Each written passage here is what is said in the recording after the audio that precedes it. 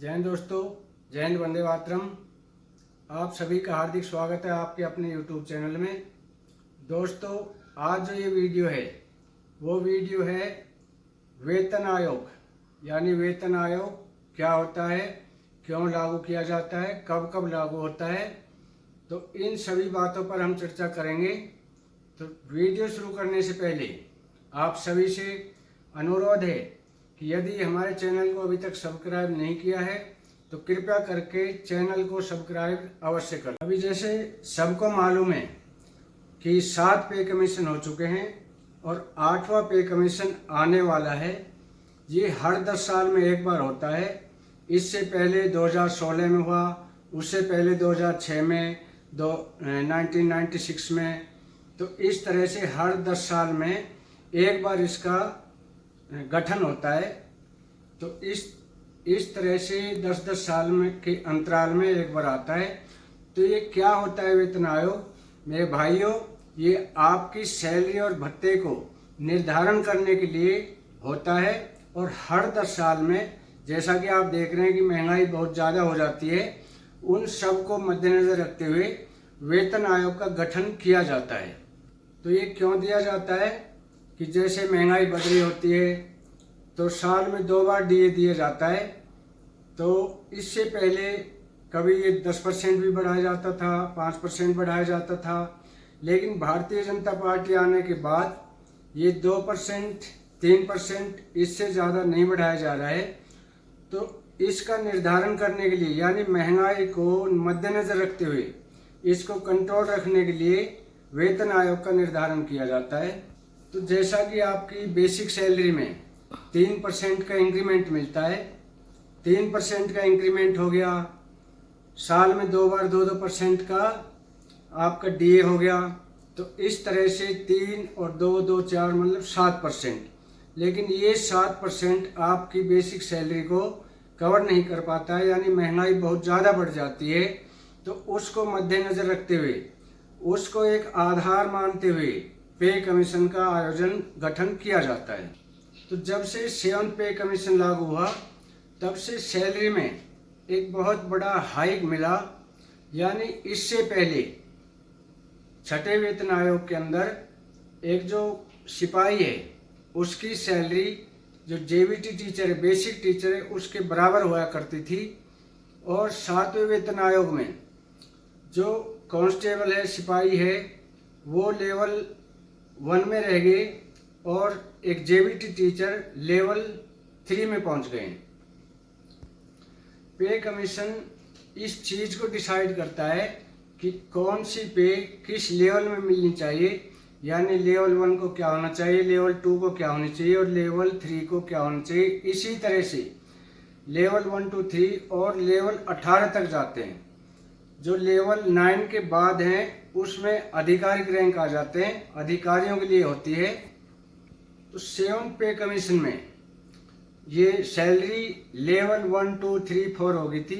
लेकिन इससे पहले जो 6ठा पे कमीशन आया था उसके अंदर इसमें ग्रेड पे लागू था, यानी 4200 ग्रेड, 4400, 4600 और 5400। तो 2006 से पहले ये बेसिक के ऊपर चलती थी। यदि मैं बात करूं कि 2006 से पहले एक सिपाही की जो सैलरी है वो प्राइमरी टीचर के बराबर होती थी। तो पहले 2006 से पहले बेसिक के ऊपर डिपेंड थी। 2006 के बाद ये ग्रेड पे में हुआ और जो 7वां वेतन आयोग है इसके अंदर ये लेवल में हो गया, यानी पे लेवल बन गए, लेवल 1, 2, 3। तो अब एक सिपाही और प्राइमरी टीचर के अंदर बहुत बड़ा अंतर है, यानी सिपाही लेवल 3 पे है और प्राइमरी टीचर लेवल 6 पे चला गया। अब मैं बात करूंगा कि इस पे कमीशन की क्यों आवश्यकता पड़ी और क्यों सरकार इसको रोते रोते देती है, रोते रोते देना पड़ रहा है।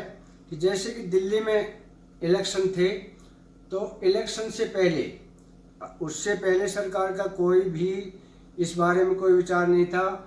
और जब भी कैबिनेट में सवाल पूछे गए, सरकार यही कहती थी कि इस पर कोई प्रपोजल नहीं है, कोई भी विचाराधीन नहीं है। तो अब हमें ये मानना हो रहा है कि 2027 में यूपी के इलेक्शन है, तो उससे पहले सरकार को ये देना पड़ेगा, ये सरकार की मजबूरी है। तो 50 लाख कर्मचारी हैं और 65 लाख पेंशनर्स हैं, इन सब को बढ़ाकर पे देनी पड़ेगी, तो सरकार के बजट पर अतिरिक्त भार बहुत ज़्यादा पड़ेगा। और आपको ये अच्छी तरह पता है कि देश का अधिकतर बजट सैलरी में जाता है ना।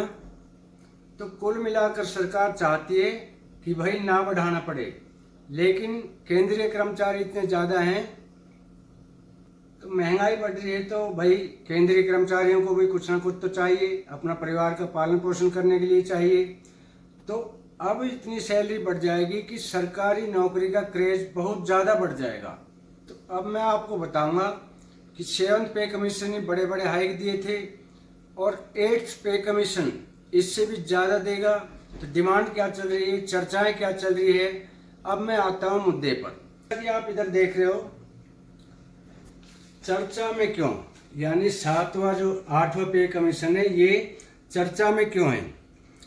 तो ये देख रहे हो आप कि 16 जनवरी 2025 को अचानक से जो हमारे इसकी घोषणा की गई, जो 8वां वेतन आयोग है, इससे पहले इसका कोई जिक्र नहीं था, लेकिन अचानक 16 जनवरी 2025 को इसकी घोषणा कर दी गई। और वो घोषणा किसने की? केंद्रीय मंत्री अश्विनी घोष द्वारा इसकी अचानक घोषणा कर दी गई जब दिल्ली के अंदर इलेक्शंस थे। तो इसकी घोषणा होते ही हमारे जो भी केंद्रीय कर्मचारी वो बहुत खुश हो गए कि 8वें वेतन आयोग का जो है मंजूरी मिल गई है। लेकिन इसके साथ साथ राज्य सरकारों के जो कर्मचारी हैं उनको भी खुशी हुई। क्यों खुशी हुई? कि उनको पता है कि जब केंद्रीय कर्मचारियों को वेतन आयोग मिलेगा तो राज्य सरकार भी अपने कर्मचारियों को इस वेतन आयोग को उनको देना पड़ेगा, उनकी मजबूरी है, भले ही चाहे वो साल 6 महीने लेट कर सकती है। इस तर्ज पर उनको भी अपने कर्मचारियों को वेतन आयोग की जो भी लाभ है वो अपने राज्य सरकार भी अपने कर्मचारियों को केंद्र सरकार की तर्ज पर ही देती है। तो एक नई खुशी की लहर दौड़ गई कि भाई नया पे कमीशन आ रहा है। बड़ी खुशी की लहर दौड़ गई कि चलो पे कमीशन आने वाला है। ठीक है, तो नई सैलरी मैंने आपको बताया। पे कमीशन के बारे में आपको बताऊंगा। फिटमेंट फैक्टर, सैलरी को डबल कर दो तो वो सैलरी को 3 गुना कर दो, वो फिटमेंट फैक्टर हो गया। सैलरी को 2.5 गुना कर दो, वो फिटमेंट फैक्टर हो गया। यानी कि जो बेसिक है उसको जितना फिटमेंट फैक्टर है उससे डबल कर दो और डीए को 0 कर दिया जाता है। जब ये सैलरी होती है तो डीए 0 हो जाता है। आपके ट्रेलिंग अलाउंस, भत्ते और भी जो भत्ते हैं, कई तरह के जो हाउस रेंट अलाउंस है, एचआरए है, सीए है, उनमें बहुत बड़ा सैलरी में एक हाइक हो जाता है, यानी बढ़ोतरी हो जाती है। आपने सरकारी घर ले रखा है तो आपको एचआरए नहीं मिलेगा, नहीं तो आपको एचआरए मिलेगा। उनको एचआरए नहीं मिलेगा जिन्होंने सरकारी जो मकान ले रखा है, क्योंकि वो वहाँ से क्लेम कर रहे हैं। तो अब जैसे अगर मैं बोलूँ कि फिटमेंट फैक्टर क्या होता है, दुगना क्या, उस बेसिक सैलरी का दुगना का, यानी 2.57। पिछली बार का ये 2.57 है। जो 7th पे कमीशन आया उसमें फिटमेंट फैक्टर 2.57 आया और इसने बहुत बड़ा तहलका मचाया था सैलरी में, यानी सैलरी 2.5 गुना हो जाएगी। हाँ, यही हुआ था। जैसे मैं आपको दिखा रहा हूँ कि 7,000 थी सैलरी और कांस्टेबल की 8400 कांस्टेबल की बेसिक होती थी, आज 21,700 है। तो अब इसी पे कमीशन से शुरू हुआ है 7वें से, 2018 से लागू हुआ, यानी 16 से होना था, लेकिन सरकार को कम देना पड़े, वो 2 साल का हमारा एरियर खा गई और उन्होंने 2018 से दिया, यानी हमारा जो इसका एरियर बनना चाहिए था वो सरकार ने नहीं दिया। 2016 से मिलना था, 2018 से इनको लागू किया, यानी सरकार ने इसका कोई एरियर नहीं दिया। ठीक है, तो 7,000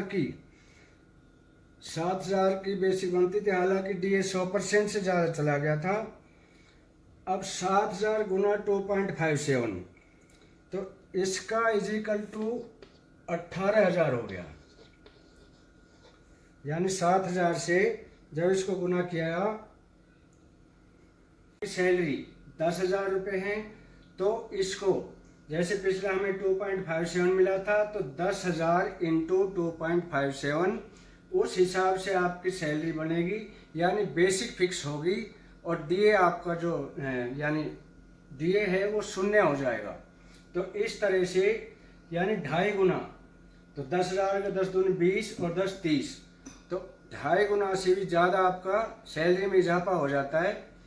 तो साथ ही ये था आज के फिटमेंट फैक्टर के बारे में कि किस तरह से फिटमेंट फैक्टर से सैलरी में इजाफा होता है। और छठे पे कमीशन में ये फिटमेंट फैक्टर 2.55 मिला था। 7वें वेतन आयोग में ये फिटमेंट फैक्टर 2.57 मिला था। और 8वें वेतन आयोग में इसकी मांग हो रही है कि 2.57 से कम तो होगा ही नहीं। अगर 2.57 भी मिला तो हमारी सैलरी में, मतलब पेंशन हो या सैलरी, उसके अंदर 2.5 गुना इजाफा हो जाएगा। तो साथ ही ये थी आज की जानकारी अच्छी लगी हो तो वीडियो को लाइक, शेयर और सब्सक्राइब करें, ताकि हम हर जानकारी से आपको अतिशीघ्र अवगत करा सकें।